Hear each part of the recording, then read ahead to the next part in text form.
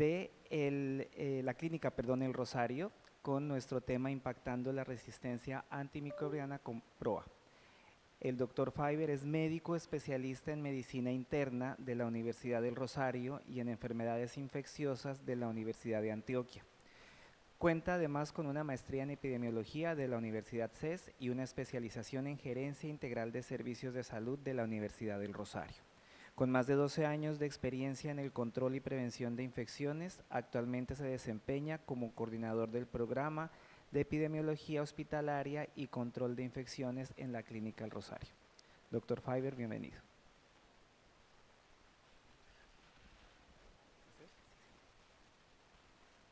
Bueno, muchísimas gracias. Para mí en realidad es un honor contar con estos espacios para poder mostrar una de las muchas cosas buenas que hacemos en la institución.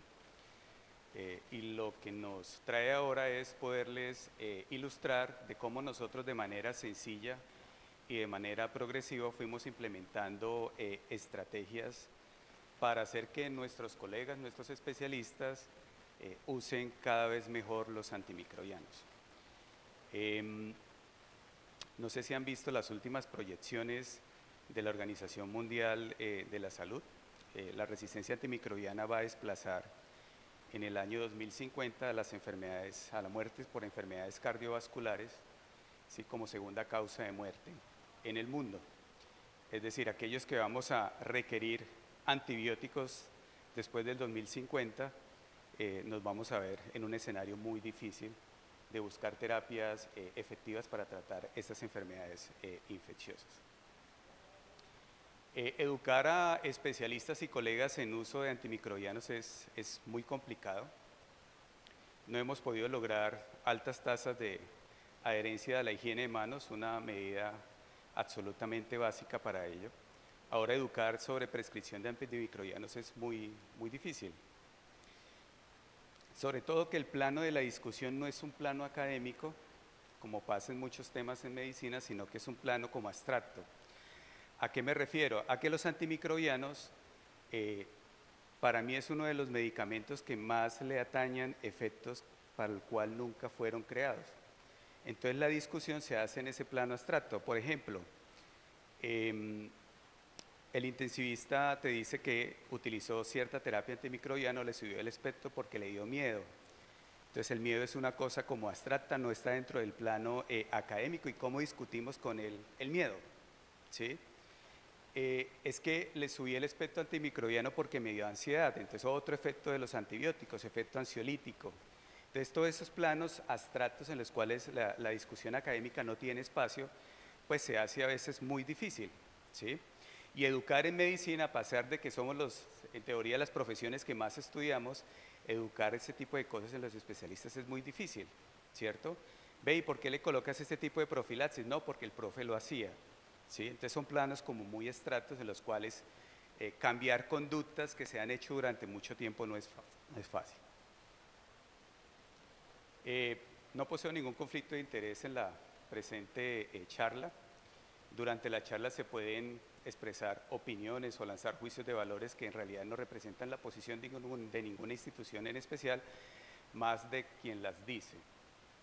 Y básicamente lo que vamos a ver es de una forma muy sencilla, muy global y muy concreta, de cómo nosotros implementamos el programa de uso racional de antibióticos en una institución de alto nivel de complejidad y vamos a ver los resultados que hemos logrado.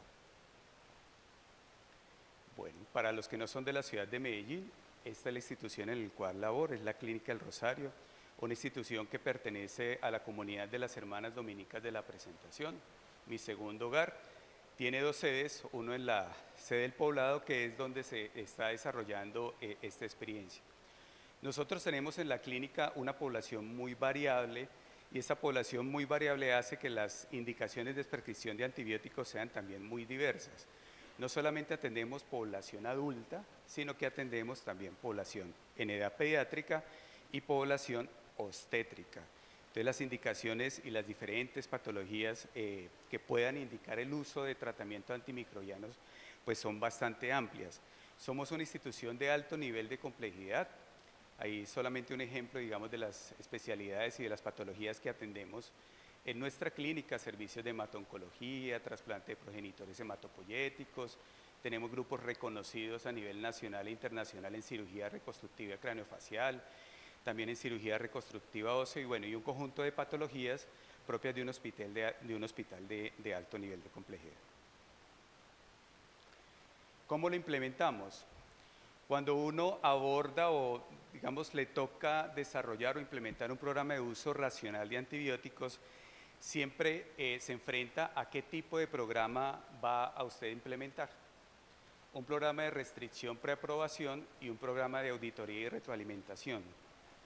¿En qué consiste esto? Yo siempre pongo el ejemplo que este es como cuando colocas la bolsa encima de una bolsa de dulces, encima de una mesa y le dices a tu hijo de 5 años no se coma los dulces, ¿cierto? Entonces los programas de restricción y preaprobación es quitarle las sillas alrededor de la mesa para que el niño no pueda cazar el dulce, y los de auditoría y retroalimentación son aquellos programas en los cuales vos no quitas las sillas, sino que todos los días le dice al niño no se coma el dulce, no se coma, hasta que el niño se educa y a pesar que ve la bolsa de dulces encima de la mesa, no se come el dulce. Es decir, aquí usted lo que hace es quitarle los antibióticos a los especialistas, es decir, restringir. Para eso, si usted va a hacer un servicio, un programa de prueba con restricción real, como está escrito en la literatura, vos necesitas importantes recursos humanos, porque como está escrito y como se hace en países como en Estados Unidos, a vos te llaman a la 1 de la mañana, prescribieron ceftazidimia y Vivactán en la UCI, llenaron el formato de preaprobación, lo autorizas y no puedes dejar de prohibir antibióticos porque no todo mundo prescribe mal. Entonces, si tú prohíbes un antibiótico que en realidad necesitaba en ese momento a la 1 de la mañana el paciente que llegó el reporte del cultivo microbiológico, pues lo necesitas, no puedes colocarlo 6 horas después en un paciente que está críticamente enfermo. Entonces, nosotros decidimos, primero no había mucho recurso humano, porque en ese momento me dijeron el PROA es usted, y yo, bueno, yo y quién más, no, el PROA es usted. Entonces, en ese momento dije, no, pues yo no puedo hacer esto, ¿cierto? Tengo que empezar a hacer auditoría y retroalimentación, pero esto requiere tiempo, porque usted es como el niño, se tiene que decirle al especialista, no es la indicación, no es la indicación, no es la indicación, no es la indicación, no es la indicación, hasta que el especialista solito va diciendo, no, no es la indicación, no es la indicación. Menos recurso logra cultura de prescripción en el tiempo. Es decir, por alguna razón yo me voy de la institución y hay cultura de prescripción ya es en esa institución, lo que no ocurre cuando usted restringe antibióticos. Y como hay cultura de prescripción, los resultados son autosostenibles en el tiempo. Entonces, en el año 2019 iniciamos con las primeras estrategias. Yo me busqué alguien en el laboratorio que le gustara, en el laboratorio de microbiología, que le gustara el tema. Entonces, encontré a un microbiólogo muy juicioso, que es Julián, y empezamos a cranearnos qué hacemos para disminuir la prescripción de antibióticos de amplio espectro, porque el objetivo es que si tú consumes menos antibióticos, a la larga vas a tener menos resistencia. Entonces con Julián decidimos primero impactar en aquellas personas que de pronto por su especialidad médica tienen menos conocimiento en antibióticos. Usualmente son las especialidades quirúrgicas, ¿cierto? El ortopedista, el cirujano general. Entonces hicimos algo parecido a lo de los niños, en los que están relacionados, eso es un reporte de hemocultivos, así es como sale del aparato, digamos, el perfil de sensibilidad del germen, ¿cierto? Lo que conocemos como antibiograma, y esto es lo que hacemos y en realidad lo que llega al especialista. Entonces, básicamente lo que se hace es que antes de migrar a la historia clínica, el reporte de perfil de sensibilidad de los antimicrobianos, nosotros simplemente hacemos supresión de algunos tratamientos que en realidad no necesita el médico, ¿cierto?, para tratar el paciente. Entonces, si ellos ven aquí, por ejemplo, meropenem, ¿cierto?, es el dulce, entonces van a colocar meropenem porque es el antibiótico más fuerte, porque es el que le va, obviamente son premisas falsas. Entonces, al no verlo acá, pues obviamente van a tener la tendencia de prescribir todo este tipo de antibióticos, que son antibióticos de menos espectro y que menos hace daño colateral en los pacientes. Luego lo que hicimos es crear unos algoritmos de manejo antibiótico para las patologías de interés en adultos. Entonces cogimos las principales patologías en las cuales se prescribía antibiótico en la institución, le armamos unos algoritmos de manejo y luego valoramos las adherencias. Pero no solamente esto, y lo más importante de los algoritmos es esto. Este es un algoritmo de manejo de pielonefritis aguda, una de las patologías en las cuales más prescribimos antibióticos intrahospitalaria, y lo que hicimos no es solamente decirle al médico qué tipo de antibióticos empíricos debe iniciar basado en el perfil epidemiológico institucional, sino que también le decimos, de acuerdo a la literatura y a la que nosotros veíamos a la institución, que una pielonefritis aguda no requería más de 4 días de estancia hospitalaria. Obviamente un paciente en estado no crítico, ¿sí? Entonces vimos la oportunidad también de hacer adherencia a los días de estancia y tratar de disminuir los tiempos de estancia hospitalaria en estos pacientes. Luego la tercera estrategia fueron las rondas de uso racional de antibióticos. En ese momento hablamos con las aseguradoras, desarrollamos en la historia clínica sistematizada una evolución diferencial para cuando existiera una valoración por el PROA, y en esta evolución, una vez hablado con las aseguradoras, nosotros pues le íbamos a cobrar como una valoración por infectología común y corriente, ese día se podía cobrar. Entonces lo que hacíamos era, a ciertas horas del día pasábamos por los servicios y valorábamos a aquellos pacientes, por ejemplo, que tenían antimicrobianos de amplio espectro. En el 2020 ingresa nuestra infectóloga pediatra, entonces aplicamos esto mismo a la población pediátrica. Yo soy infectólogo de adultos y comenzó la pandemia por COVID-19. Entonces, bueno, yo creo que todos vivimos cualquier tipo de situaciones, y en el manejo antibiótico, pues el paciente que venía con COVID-19 había que colocarle algo al virus, y dentro de las cosas que colocábamos al virus eran antibióticos. Entonces recuerde que Europa nos llevaba más o menos, y China, entre 4 a 6 meses de pandemia. Ya había información de lo que había ocurrido en ese momento, y para finales del 2020 ya había artículos, publicaciones diciendo, venga, solamente hay sobreinfección en el 6% de estos pacientes, en el 12% de los pacientes críticos, no necesitamos tratar virus con antibióticos. Entonces nosotros a principios del 2021 empezamos a utilizar, entró dentro del protocolo del PROA, el uso de pruebas moleculares y la procalcitonina, y básicamente lo que hicimos es que toda persona con COVID-19 que entrara a hospitalización de salas generales llevaba procalcitonina. Y esa experiencia también fue sacada de la pandemia de H1N1, donde se demostró que la procalcitonina suprimida en los pacientes que se hospitalaban por neumonía por H1N1, la probabilidad era muy baja que tuviera coinfección bacteriana. Entonces lo que hicimos fue que todos los pacientes que se hospitalizaban por esta patología en salas generales llevaban procalcitonina, y los que entraran en condición grave o crítica y requirieran intubación orotraqueal iban con procalcitonina, e inmediatamente posintubación hacíamos una PCR de detección múltiple de microorganismos. En este caso la tecnología que utilizábamos era el FilmArray Panel Neumonía. Con eso para nosotros, si ven las curvas, la pandemia por COVID-19 no nos aumentó el consumo de antibióticos. Luego para el año 2022 ya mapeamos desde el punto de vista microbiológico toda la institución, todo lo que tuviera cultivo se mapeó y se hizo perfiles microbiológicos, y comenzamos a desarrollar diferentes tipos de algoritmos para tratamiento de diferentes condiciones infecciosas. Por ejemplo, la colangitis, las infecciones intraabdominales, los eventos asociados a la ventilación mecánica, las endocarditis infecciosas y la fungemia. Entonces sacamos todo el perfil microbiológico y empezamos a dar las indicaciones de manejo empírico en estos pacientes de acuerdo al perfil microbiológico. Y adicionalmente había una estrategia que era el paciente alérgico a la penicilina. Teníamos esta publicación en JAMA donde nos decía que usted podía identificar las verdaderas alergias a la penicilina ahí al lado del paciente haciéndole 3 preguntas. Y con esas 3 preguntas, si respondía negativo, entonces usted tenía valores predictivos negativos muy grandes, es decir, que ese paciente no tenía una verdadera alergia a la penicilina. ¿Por qué era importante? Porque cada de 10 pacientes que dicen que es alérgico, solamente 1 lo es, y habían varias publicaciones a las fechas donde cuando usted lo operan y usted dice, soy alérgico a la penicilina, y no te colocan profilaxis con cefazolina, sino con otro medicamento diferente, casi se triplica la proporción de infección de sitio operatorio. Entonces era importante tener una herramienta al pie de la cama que pudiera utilizar fácilmente los especialistas y pudieran discernir los alérgicos de los verdaderamente no alérgicos.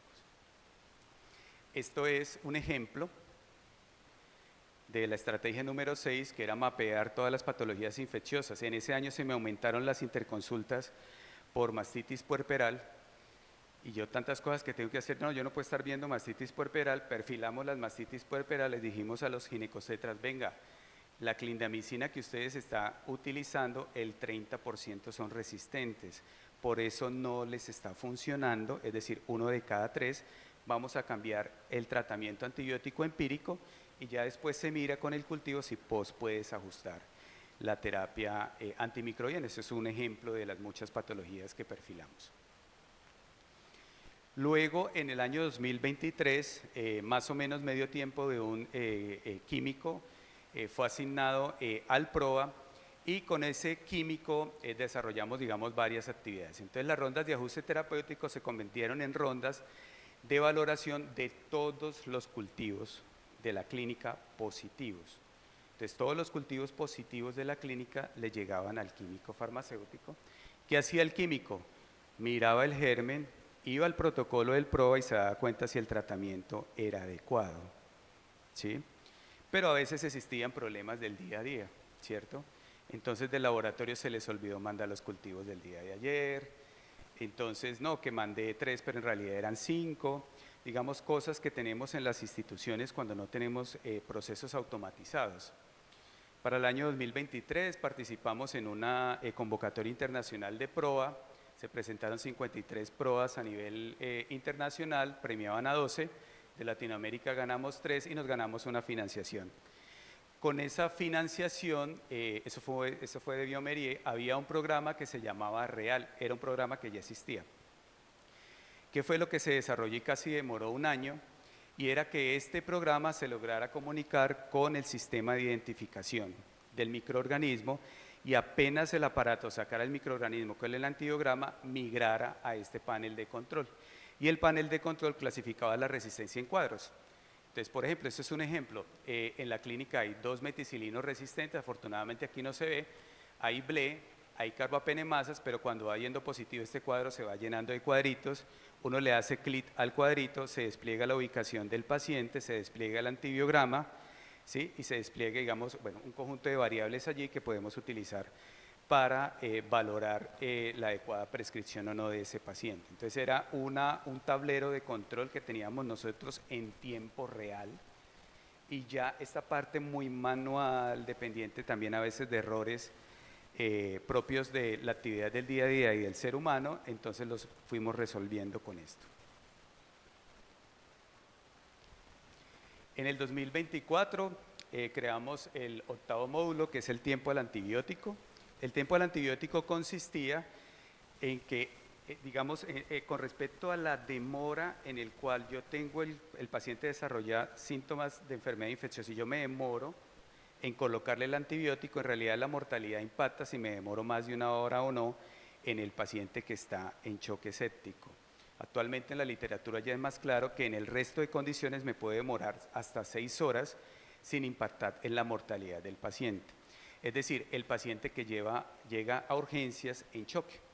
Entonces desarrollamos un módulo en el cual simplemente se especifica cuál es el tratamiento empírico que hacemos en estos pacientes cuando llegan en choque séptico, y el indicador lo que mira es que no nos demoremos más de 1 hora en tomar los cultivos microbiológicos e iniciar el antibiótico, porque esto impacta en mortalidad. Y finalmente, en el 2025 entramos en la moda que ustedes han visto en múltiples charlas, y es la inteligencia artificial. No me voy a detener aquí ni cómo lo hicimos, porque bueno, nos llevaríamos aquí 1 hora o más explicándoles, pero lo pueden hacer ustedes mismos, ¿sí? Solamente les tiene que gustar el tema, conseguirse otra persona que esté más afín al tema que usted y empezar a leer sobre cómo funcionan las inteligencias artificiales y cómo las puedas aplicar al uso racional de antibióticos. Utilizamos Hugging Face, es un repositorio de inteligencias artificiales. Ustedes pueden encontrar allí más de 80 tipos de inteligencias artificiales que la pueden cargar en su propio portátil o la pueden cargar en el sistema de la institución. Son inteligencias artificiales locales, ¿sí? No están en línea, son locales, en las cuales ustedes pueden utilizar de manera libre, ¿sí? Para pues, los propósitos que necesiten. LM Studio es el programa en el cual usted carga esa inteligencia artificial. Y LM es el programa en el cual usted tiene la posibilidad de hacer un rack. ¿Qué es un rack? Es que usted coge todos los protocolos de la institución y los carga ahí. Y la inteligencia artificial solo le va a responder de los protocolos institucionales. Es decir, si usted compara ChatGPT y usted le dice, ¿cuál es el tratamiento empírico de una infección urinaria? Entonces le va a decir, la guía americana, la guía australiana, la guía no sé qué, el tratamiento es tal. En este caso, como tienes un rack y tienes todos los documentos institucionales allí, solo te va a contestar de tus protocolos, ¿sí? Entonces son inteligencias artificiales locales en las cuales ustedes pueden meter no solamente los protocolos de uso racional, sino todos los protocolos que ustedes necesiten. ¿Por qué? Porque esto nos ayuda en el día a día. Imagínate un urgentólogo para prescribir un antibiótico. ¿Cuál era el tratamiento empírico de la neumonía? Entonces, ay doctor, ¿dónde lo encuentro? No, váyase a la plataforma institucional en buscar teletal y baje el documento del PROA o en el protocolo. Bueno, todos tenemos y conocemos las plataformas institucionales que tenemos, usualmente no son muy amigables y vos lo que necesitas es responder la duda en el momento. Entonces el médico lo que hace es ingresar al chatbot, hacer una pregunta-respuesta y la inteligencia artificial le responde esa pregunta basado en los protocolos institucionales. Entonces con eso logras más adherencia y cultura en la prescripción y deja de timbrarte el WhatsApp del celular con tanta pregunta todo el tiempo y disminuyen las interconsultas y uno puede dedicarse a desarrollar otro tipo de estrategias. ¿Qué resultados obtuvimos? La medicina está construida, afortunadamente y desafortunadamente, está construida sobre evidencia científica. Y para que te crean a ti, vos tienes que hacer análisis estadísticos, no te puedes quedar solamente en análisis descriptivos. Entonces hay muchas publicaciones que le dicen a uno qué es válido y qué es no válido en uso racional de antibióticos, cómo se deben hacer los análisis estadísticos de programas de uso racional de antibióticos. Entonces una de las primeras cosas que uno busca con un programa obviamente es disminuir el consumo, porque al disminuir el consumo de antibióticos, sobre todo aquellos de amplio espectro, usted lo que va a tener al final es impacto sobre la resistencia y es un impacto que se va a ver en el tiempo. 2, 3, 4 años después, no es inmediato. Entonces, en el caso del meropenem, aquí ustedes van a ver simplemente ese análisis de tendencias. Recuerde que el PROA inició a principios del 2019 y tiene los análisis estadísticos sobre la tendencia de esta serie de tiempo. ¿Qué es una serie de tiempo? Un conjunto de datos en el tiempo. Entonces, la tendencia de esta serie de tiempo, en el caso del meropenem, cefepime y vancomicina, en el caso de la unidad de cuidados intensivos adultos, no les voy a traer todos los análisis por cuestiones de tiempo, pero nosotros en el caso de la unidad de cuidados intensivos adultos, pues logramos disminuir el consumo de antibióticos, sobre todo lo que buscábamos, los antibióticos de amplio espectro. No hubo una variación estadísticamente significativa en los consumos de piperacilina tazobactam ni del linezolid, y un aumento en el consumo de Astreonan, que es un antibiótico de menos espectro, que es lo que uno busca, ¿cierto? No consumir tanto de amplio espectro y que se consuman de menos espectro. En salas generales, es decir, en hospitalización general, pasó algo muy similar, caída del consumo del meropenem, ceftriaxona casi desapareció en salas generales, cefepime entró en vía de extinción en salas generales. Vancomicina cayó también, piperacilina tazobactam aumentó. Claro, había que tratar las enfermedades infecciosas, pero con antibióticos de menos espectro. Ese fue el que se aumentó y básicamente un aumento exagerado y digamos esperado de Astreonan, que es un antibiótico que no molesta la flora anaerobia del paciente a nivel gastrointestinal y tiene un espectro muy reducido antimicrobiano. Entonces nosotros demostramos que sí se podía consumir antibióticos, pero de menos espectro. Algo muy importante es la desescalada antibiótica o el desescalonamiento terapéutico, no hay muchos términos. ¿Qué es el desescalonamiento antibiótico? Que cuando tú llegas a un cultivo y te dice que es sensible a antibióticos de espectro reducido, pues que tú cambies ese antibiótico a amplio espectro con el que vas tratando a ese paciente a uno de menos espectro. Nosotros logramos tasas a la escalada terapéutica importantes, alrededor del 80% actualmente, es decir, de cada 8 cultivos en los cuales, de cada 10 en los cuales tú puedes descalar, en la clínica se descalan 8 pacientes. Y un miedo que hay, sobre todo en las unidades de cuidado intensivo, es que si tú utilizas antibióticos de menos espectro, pues los pacientes posiblemente fallezcan más. Digamos, es un efecto adverso que tiene digamos, un pensamiento que tienen algunos intensivistas con respecto a utilizar antibiótico de menos espectro en las unidades de cuidado intensivo. Entonces, este es un análisis que se llama, bueno, análisis de series de tiempo. Básicamente todos estos punticos son todos estos puntos que tenemos acá. Es la proporción de mortalidad de la unidad de cuidado intensivo en cada mes. Aquí ustedes van a ver una línea que divide esta gráfica en dos, que es el momento de la intervención, es decir, el momento del inicio del PROA. Y lo que hace el software básicamente es hacer una regresión segmentada, se llama segmentada porque lo divide aquí por la mitad y compara las tendencias, compara el comportamiento de la serie de tiempo antes de la intervención y después de la intervención, siempre y cuando las condiciones de las demás intervenciones permanezcan constantes. Entonces aquí ustedes lo que van a ver es una comparación de la mortalidad de esa unidad antes del PROA, en el año 2016 al 2018, y van a ver la comparación de la mortalidad en el año 2019 y del 22 al 23. Quitamos 2 años de COVID-19 porque esas son las cosas que debe requerir el análisis, es decir, no deben haber otro tipo de intervenciones que explique el cambio en el tiempo después de la intervención. Y pues la mortalidad en las unidades de cuidado intensivo en COVID-19 pues se levantaron. Entonces sería absurdo comparar, digamos, con ese sesgo.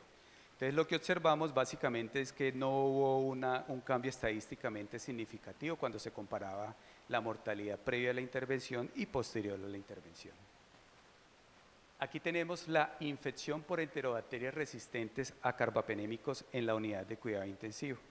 Para los que no están familiarizados en el tema, digamos, esta es como la peor tipo de resistencia que podemos tener. Entonces lo que hace el análisis estadístico es mostrarnos las tendencias, aplica lo mismo, esta es la línea de intervención, la tendencia preintervención y la tendencia posintervención. Y lo que vemos, esto se lee así, y es que por cada mes posintervención, la tasa de enterobacteria resistente en carbapenémico por cada 1000 días de estancia disminuyó en 0.12. Cada mes que pasaba posintervención se obtuvo ese impacto en este desenlace clínico. Es decir, logramos en el tiempo impactar la resistencia. Y con este impacto de la resistencia, más o menos tenemos al año 8, 9 enterobacterias resistentes a carbapenémicos en la clínica del Rosario. Es algo muy bajo, ¿no?, para los estándares actuales. Tenemos la tasa global de infección por Clostridioides difficile. Todos sabemos que Clostridioides difficile, el principal factor de riesgo es el uso inadecuado de antibióticos. Entonces nosotros logramos también disminuir la tasa progresivamente en el tiempo de infección por Clostridioides difficile. Más o menos después de la intervención disminuyó por cada mes 0,068 la tasa de infección por Clostridioides difficile. Se supone que si vos utilizas antibióticos de bajo espectro, ese impacto que hay en la flora es mucho menor. El paciente se acuesta en la cama y deja bacterias más sensibles a la institución. La flora institucional en el tiempo se va volviendo más sensible y por lo cual las infecciones asociadas a la atención de salud que vienen de la flora institucional van a ser por gérmenes sensibles. Entonces nosotros lo que hicimos es valorar el comportamiento de la tasa de infección por gérmenes multiresistentes. Se supone que con la intervención deberían ser las que se presenten por gérmenes multisensibles. Entonces lo que observamos es que después de la intervención tenemos una caída en promedio de 0,087 de las infecciones asociadas a la atención en salud por gérmenes multiresistentes. Aquí tenemos la unidad de cuidados intensivos neonatal. Yo quiero simplemente que se concentren acá. Aquí tenemos la sepsis neonatal temprana, la sepsis neonatal tardía y una patología en el neonato que es muy dependiente sobre todo de la prematurez y si utilizas antibióticos en ellos, que es el desarrollo de la enterocolitis necrotizante. Entonces lo que nosotros demostramos es que pasar la infectóloga pediatra por la unidad, hacer manejos conjuntos, promover el uso racional de antibióticos en la unidad, disminuyó el consumo total de antibióticos tanto en la sepsis neonatal temprana como en la sepsis neonatal tardía y adicionalmente se logró un impacto en la tasa de incidencia de la enterocolitis necrotizante, donde el uso de antibióticos es un factor importante para que se presente esta patología en los chicos. Y finalmente tenemos los tiempos de estancia. No sé si recuerdan que nuestros algoritmos de manejo tienen tiempos de estancia y tienen unas metas de tiempos de estancia. Nosotros les medimos a nuestros especialistas cuál es el tiempo de estancia cuando tratan esta patología. Entonces, aquí tenemos el comportamiento de los tiempos de estancia previo a la intervención, posterior a la intervención, cómo se aplana casi la curva. Hay una caída muy importante del nivel una vez entra el algoritmo a la implementación y logramos tener tiempos de estancia que nuestros aliados estratégicos, nuestras aseguradoras nos dicen que dentro de la red que ellos manejan nosotros tenemos los menores tiempos de estancia en estas patologías. Lo mismo pasó para la enfermedad pulmonar obstructiva crónica exacerbada de origen infeccioso y lo mismo pasó para la neumonía adquirida en la comunidad. Bueno, todo esto pues no es posible sin el apoyo de nuestras directivas, todo esto no es posible si estos programas no entran dentro de las prioridades de nuestra institución y pues gracias a ellas nosotros podemos implementar y desarrollar estos tipos de programas y que pues obviamente terminen en buen puerto. Muchas gracias.